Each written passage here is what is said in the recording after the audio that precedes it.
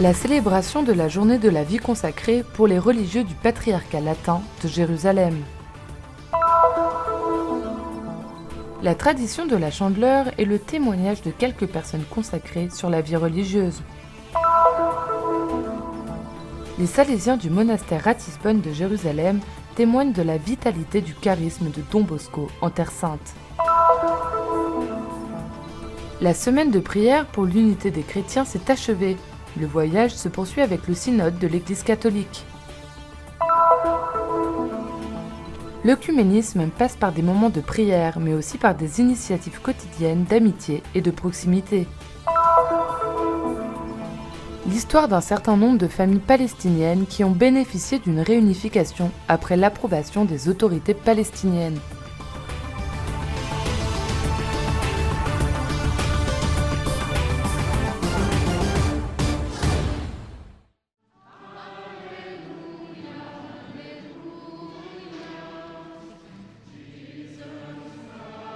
Les moines et religieux du patriarcat latin de Jérusalem se sont réunis le 2 février dans la cocathédrale pour une messe à l'occasion de la fête de la présentation de Jésus au Temple et la journée de la vie consacrée. La flamme des bougies, symbole de Jésus, lumière du monde, a illuminé la première partie de la célébration. وبنطلب نعمة الرب حتى نضل أمينين على هالرسالة اللي نحن كلنا. Demandons au Seigneur la grâce de rester fidèle à ce message, de suivre Jésus selon nos vœux religieux et de refléter sa présence parmi le peuple de Dieu. Le pape François, en parlant du chemin synodal, nous a aussi appelés à être la voix des pauvres et des marginaux, afin que leur voix puisse atteindre le Seigneur.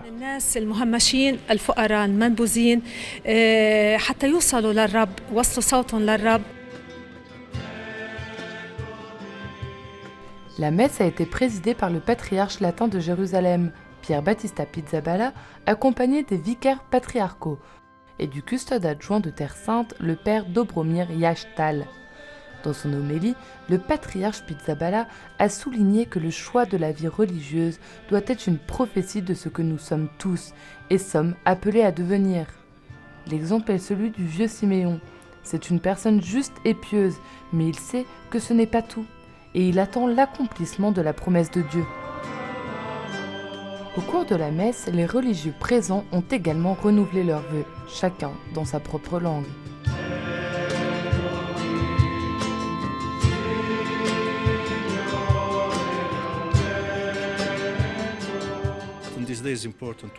Il est important ces jours-ci de prier pour les vocations et la vie religieuse et de faire savoir à tous que nous ne sommes pas seulement chair, mais aussi esprit, et que nous avons besoin de quelqu'un qui prenne soin de notre âme.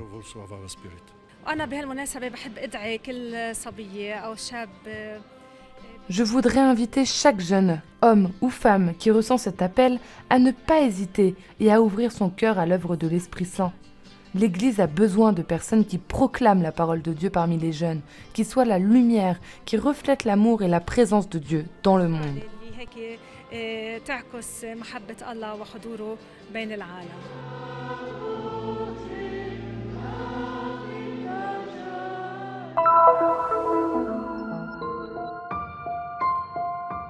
Je suis le frère Choukaz et je viens de Syrie. Je suis sœur Victoria Nabil Elmi, je suis égyptienne. Je suis une religieuse de la congrégation de Notre-Dame de Sion, je m'appelle sœur Colette. 3 vies consacrées, avec un appel commun, celui d'être une lumière dans le monde. Une vocation qui s'exprime dans les paroles du Christ. Vous êtes la lumière du monde. Il est la vraie lumière qui est célébrée chaque année le 2 février. Le pape Jean-Paul II a voulu que la journée mondiale de la vie consacrée soit célébrée ce jour-là, parce que c'est la fête liturgique de la présentation de Jésus au Temple. Selon la loi de Moïse, chaque femme devait se rendre au temple 40 jours après avoir donné naissance à un enfant de sexe masculin, pour la purification rituelle et pour présenter son fils premier-né à Dieu.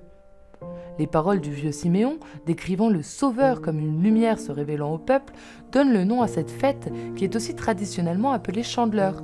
Ce jour-là, la liturgie commence par la bénédiction des bougies et de nombreuses communautés religieuses renouvellent leur oui à être des lumières qui brillent dans le monde.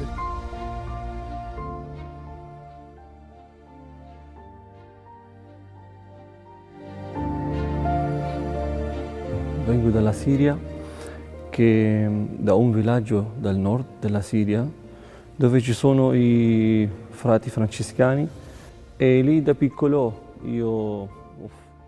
Je viens d'un village du nord de la Syrie, où il y a des frères franciscains. Enfant, j'allais toujours à l'église avec eux. Je servais toujours pendant la messe, je chantais dans la chorale de l'église. J'ai grandi dans une famille catholique très pieuse. Enfant, je voulais devenir frère. Quand j'ai grandi, j'ai décidé de rejoindre l'ordre des frères mineurs. Da bambino desideravo questo desiderio di fare il frate. Quando sono diventato un po' più grande, ho deciso di entrare a fare il frate. Suis-moi est l'invitation du Christ aux disciples qui continue à susciter des vocations aujourd'hui. الدعوة بدأت وأنا في مصر في البلد بتاعة المنيا. J'ai ressenti l'appel lorsque j'étais en Égypte, dans ma ville natale de Minya, avec le mot biblique « Suis-moi ».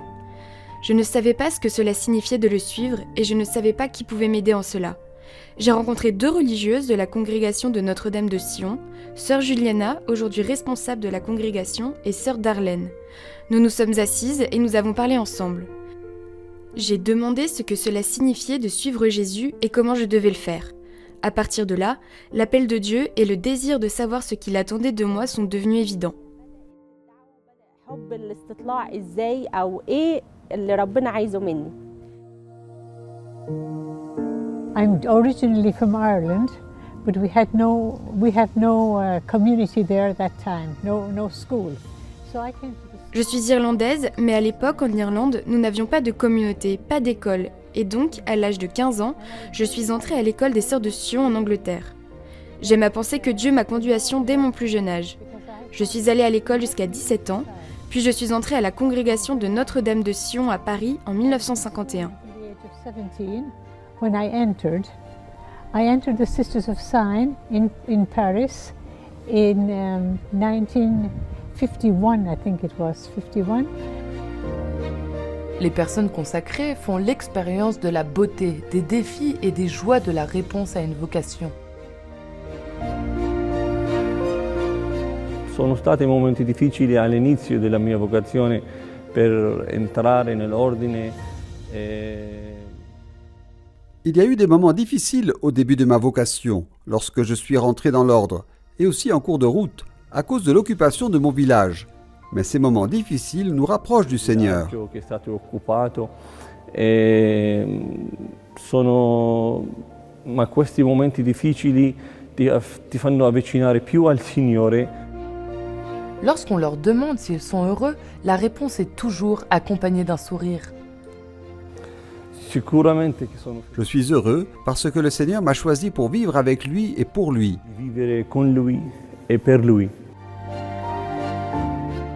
Je suis satisfaite de ma vocation et du choix que Dieu a fait pour moi, car il m'a permis d'être son disciple, et à ce titre, je dois le suivre.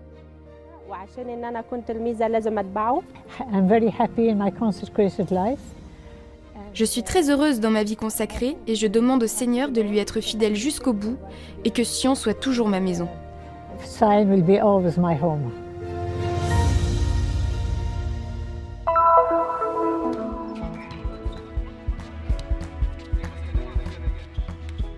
Le monastère de Ratisbonne de Rehavia à Jérusalem est un lieu qui regorge d'histoire depuis sa construction en 1874.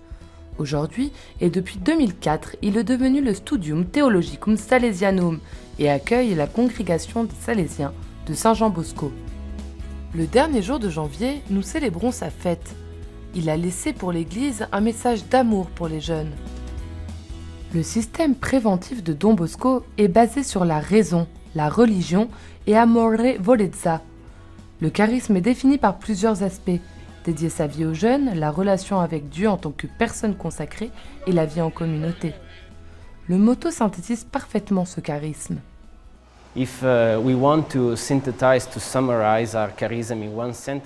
Si nous voulons synthétiser notre charisme en une phrase, nous pouvons prendre la devise « Dami animas cetera tolle ». Ça signifie « Donne-moi des âmes et prends le reste ». Ça parle de l'aspect mystique de notre vie, qui est de prendre soin des âmes, du salut des gens, et la partie ascétique de notre vie est là, et elle est très importante. nous allons abandonner tout ce dont nous n'avons pas besoin pour sauver les jeunes. Cela signifie le confort, les plaisirs, tout ce qui n'est pas utile pour notre mission. Tous les jours, ils essayent de suivre ce que Don Bosco leur a enseigné, leur a transmis. Pour nous, Salésiens, nous croyons que dans notre vie quotidienne, nous pouvons voir Dieu tous les jours. Et dans tout ce que nous faisons, dans le temps de prière, dans le temps d'études, dans les temps avec les enfants, avec les jeunes, tout ce que nous faisons dans notre vie quotidienne est une partie de Dieu.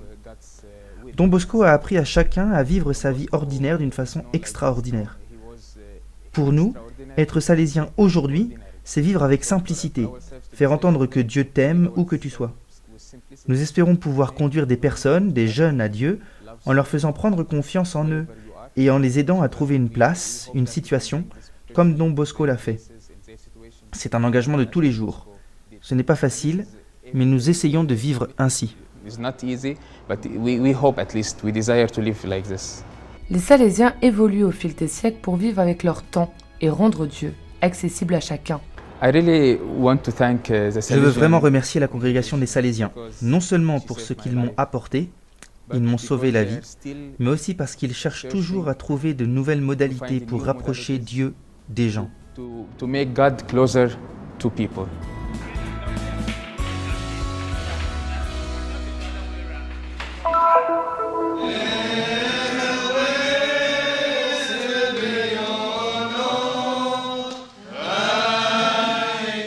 Le chant du Notre Père en araméen reste l'un des moments les plus significatifs de la célébration de la semaine de prière pour l'unité des chrétiens en Terre Sainte, qui s'est achevée dimanche 30 janvier.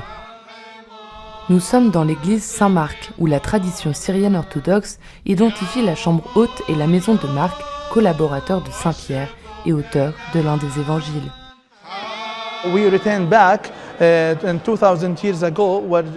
Revenons 2000 ans en arrière, lorsque les disciples et tous les croyants se sont réunis au même endroit, dans le Cénacle, et ont prié d'un seul cœur. Et aujourd'hui, nous nous en rappelons. Des personnes de différentes églises sont venues ici pour prier avec nous. Et un jour, nous espérons célébrer toutes les églises, la Sainte Messe, à un seul autel.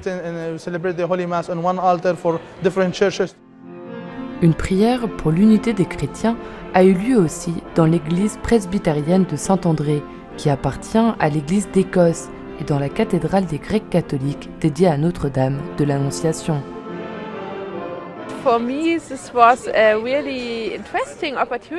Pour moi, c'est vraiment une occasion intéressante d'entrer en contact avec différentes églises. Certaines choses sont nouvelles, la façon dont nous prions, la façon dont nous chantons. D'autres, comme le Notre Père, sont familières. Et là, on voit qu'il y a des choses différentes, mais aussi des choses qu'on a déjà en commun.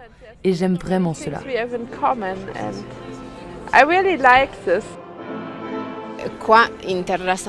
Ici, en Terre Sainte, nous sommes des chrétiens de tellement d'églises, de tellement de communautés. Très souvent, à Jérusalem, chacun vit sa propre vie, avec sa propre communauté au sein de sa propre église. Et cette semaine de prière est l'occasion de montrer que nous, chrétiens, sommes ensemble, que nous faisons quelque chose ensemble et qu'il y a quelque chose qui nous unit, qui est finalement le Christ, c'est notre foi. La chambre haute du Mont-Sillon, où la tradition identifie la salle de la dernière scène, a également accueilli un moment de prière œcuménique. La célébration était présidée par le père Nicodémus Schnabel de la communauté des moines bénédictins de l'abbaye voisine de la Dormition. L'œcuménisme, ce n'est pas être assis tous ensemble toute la journée et se regarder les uns les autres, mais regarder ensemble dans la même direction.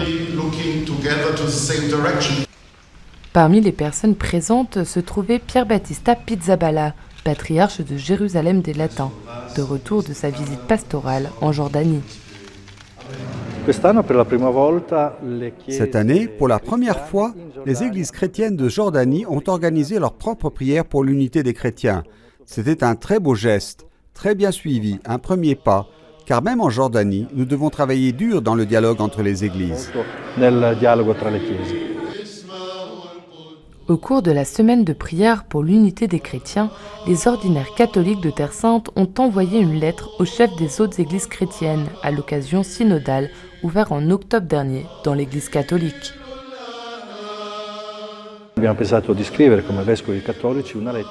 Nous avons décidé d'écrire une lettre en tant qu'évêques catholiques, les informant tout d'abord de notre parcours et leur demandant, en plus de leurs prières, leur collaboration et aussi leur aide, leurs conseils.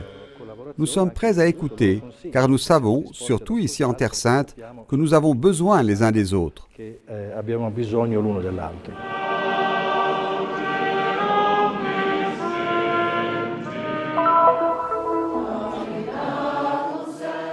Le Notre Père, la prière par excellence des chrétiens, a résonné à Nazareth lors d'une veillée œcuménique organisée le 28 janvier, dans le cadre de la semaine de prière pour l'unité des chrétiens.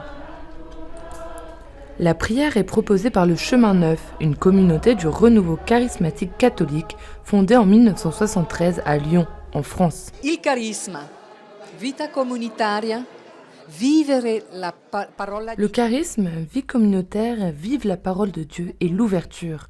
Catholique avec un appel œcuménique, vivre l'unité chrétienne. L'unità dei cristiani. Groupe de lecture de l'évangile, de méditation, de prière et de réflexion. Puis le moment du partage. Une à une, les étoiles illuminent symboliquement le fond bleu, représentant le ciel. Sur chacune d'elles, les mots qui ont émergé des groupes.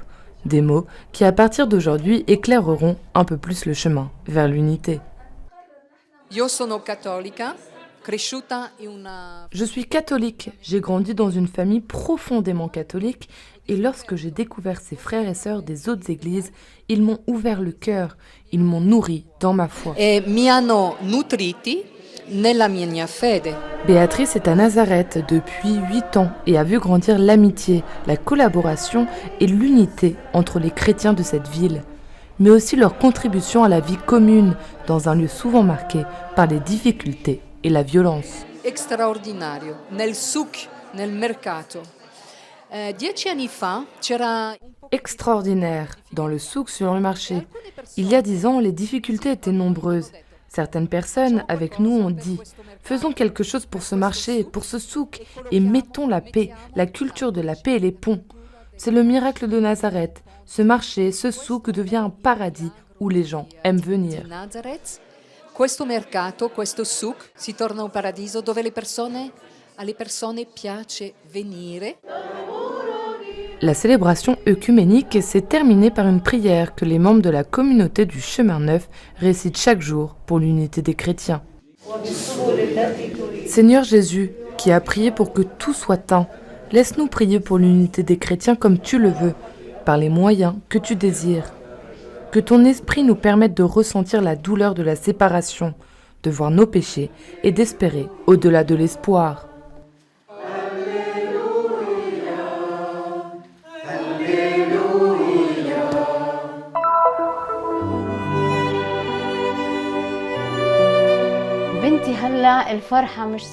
Une joie irrésistible pour moi et ma fille. Après avoir obtenu la réunification, ma fille organise notre rencontre.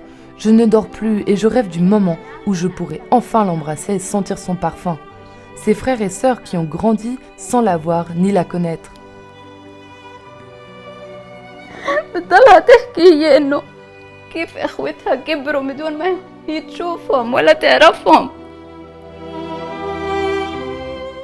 La douleur de la séparation n'a pas empêché la famille de Paola et Hussam de Beit Saour, près de Bethléem, de continuer à travailler pour réunir la famille.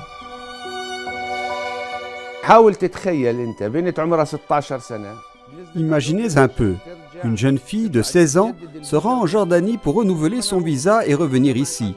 Mais on l'empêche de revenir pendant 10 ans. Où peut-elle aller à 16 ans? Et que pouvons-nous faire? L'histoire est longue et je pourrais vous raconter beaucoup de choses. J'ai vendu ma maison pour émigrer et rejoindre ma fille. Je ne pouvais pas rester ici alors qu'elle était à l'étranger. Le problème de la réunification touche de nombreuses familles palestiniennes.